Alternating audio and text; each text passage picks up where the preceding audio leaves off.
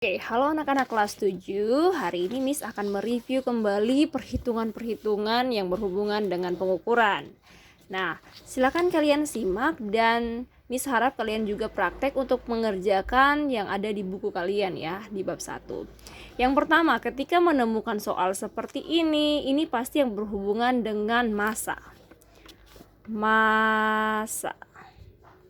Berapakah massa benda yang terukur oleh neraca Ohaus ini? Selalu pastikan poin-poin nilai-nilai yang ditunjukkan oleh garis oleh petunjuknya ini. Oke, ini petunjuknya ini juga. Berarti kita tinggal hitung 200 ditambah berapa ini? Oh, ditambah 20. Yang ini ya maksudnya. Ditambah 20 terus ditambah lagi dengan 1. Berarti nilai massa yang terukur adalah 200 ditambah 20 ditambah 1. Tinggal dijumlahin. 221 gram. Kemudian kalau menemukan soal seperti ini tentang volume benda yang tidak beraturan, kalau volume tabung, volume kubus, volume balok kita bisa ukur pakai rumus-rumusnya. Tapi kalau benda tak beraturan berarti kita bisa menggunakan selisih dari air yang penambahan air ini. Oke, misalnya ini volume awalnya, segini volume air. Kemudian ketika ditaruh batu, airnya bertambah sampai segini. Nah, berarti yang mengalami pertambahan inilah berarti dari sini sampai ke sini. Dari sini sampai ke sini itu adalah volume dari batu yang dimasukkan ini. Caranya gimana? Ya udah, tinggal kalian kurangi nih. Yang akhir dikurangi yang awal. Akhirnya berapa? Coba lihat baik-baik. 75. Yang awalnya berapa ini? Oh, 30. Ini 10, 20, 30. Berarti ingat volume 2-nya sama dengan 75 mili.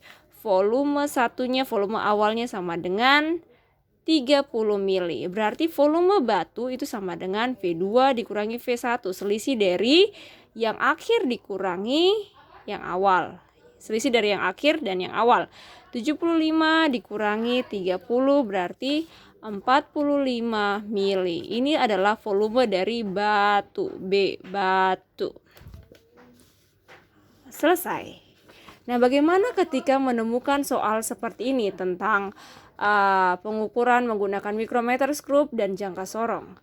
Berarti yang perlu kalian perhatikan itu adalah harus menulis SU, SN, skala utama, skala nonius, barulah kalian dapat hasil akhirnya. Ini singkat-singkat saja ya. Untuk melihat SU pada mikrometer skrup, kalian harus melihat yang garis horizontal ini, yang tidur ini. Berarti ini ke sini. Itu adalah SU. Kalau yang berdiri ini adalah SN. Ini adalah SN. Yang ini adalah SU. Oke. Pertama kita lihat SU-nya dulu. Angka SU itu dilihat dari garis yang lurus ini. Dia ada di skala berapa? Skala yang paling dekat dengan garis yang lurus ini. Oh, skalanya berarti yang ini. Berapa nilainya? Ini 1. Ingat selalu kalau setengah-setengah di bawah ini berarti setengah nilainya. Berarti 0, 0,5, 1, 1,5, 2, 2,5. Berarti nilainya 2,5. Oke, taruh di sini 2,5. Ingat, untuk mikrometer skrup ketelitiannya itu kecil, sudah dalam bentuk mililiter lagi. Milimeter. Oke, ini 2,5 mm nih. Ingat, patokannya tuh ada skala yang paling dekat dengan garis ini. Kalau misalnya Miss tutup di sini, berarti skalanya adalah 2. Kalau Miss tutup di sini, skalanya berapa? 1,5. SU-nya berarti 1,5. Begitu ya, yang paling dekat dengan garis lurus ini. Setelah kalian dapat SU-nya, lihat garis yang tepat lurus dengan garis ini nih. Oke, ini nih, ada nih. Ini yang paling lurus nih. Berapa nilainya? Oke, 30, 31, 32. Ulang lagi, ini 30, ini 31, ini 32. Berarti SN-nya sama dengan 32. Kita kalikan dengan ketelitian dari mikrometer skrup 0,01 mm. Berapa? Oh, hasilnya 0,32 mm. Kalikan, kalian bisa toh 32 dikalikan 0,1 kalikan yang bersusun saja, 0,01 dikali 32. Oke, 2 dikali 1 2, 0, 0, kemudian 3 dikali 1 3 dikali 0 0, 3 dikali 0 0. Tinggal dijumlahkan 2 3 0 0. Berapa angka di belakang koma? 1 2. 1 2. Oh, berarti 0,32. Seperti itu ya. Nah, hasil akhirnya itu berarti SU ditambah SN. SU-nya berapa? 2,5. SN-nya berapa? SN-nya ambil yang ini, bukan yang ini ya. Berarti SN-nya sama dengan 0,32. Hasil akhirnya berarti 2,5 ditambah 0,32. Ingat, kalau penjumlahan yang ada koma-koma ini jangan sampai keliru. 2,5, koma ini harus di bawahnya koma juga. 0,32. Begini ya posisinya. Koma harus lurus dengan koma. 0,32. Tinggal dijumlahkan 2, 8. Berarti 2,82. Hasil akhirnya sama dengan 2,82 mm. Nah, itu untuk mikrometer skrup. Mikrometer skrup itu modelnya seperti ini. Nah, bagaimana dengan jangka sorong? Berapakah nilai yang ditunjukkan oleh jangka sorong ini? Sama, kita harus buat SU dan SN. Yang membedakan ini satuannya sentimeter. Oke, sentimeter, kenapa satuannya sentimeter? Nah, untuk melihat SU-nya, kita melihat poin-poin yang ada di atas ini. Kita lihat yang di skala di atas ini. Ini adalah nilai SU-nya. Kalau yang di bawah ini adalah SN. SU-nya dilihat dari sini, SN-nya dilihat dari yang kecil ini saja nih, 0 sampai 10. Oke, pertama SU-nya itu kita perhatikan ini. Kenapa Miss langsung taruh angka di sini? Karena 0 ini, perhatikan angka 0 ini, skala 0 ini ada di sini, di antara sini nih. Berapakah yang paling dekat ini? Berarti yang ini. Ambil yang sebelumnya, jangan yang sesudahnya. Berarti yang paling dekat itu yang ini, Miss kasih tanda ya. Yang paling dekat yang ini. Cari nilai ini nilai berapa? Oke, ini 4.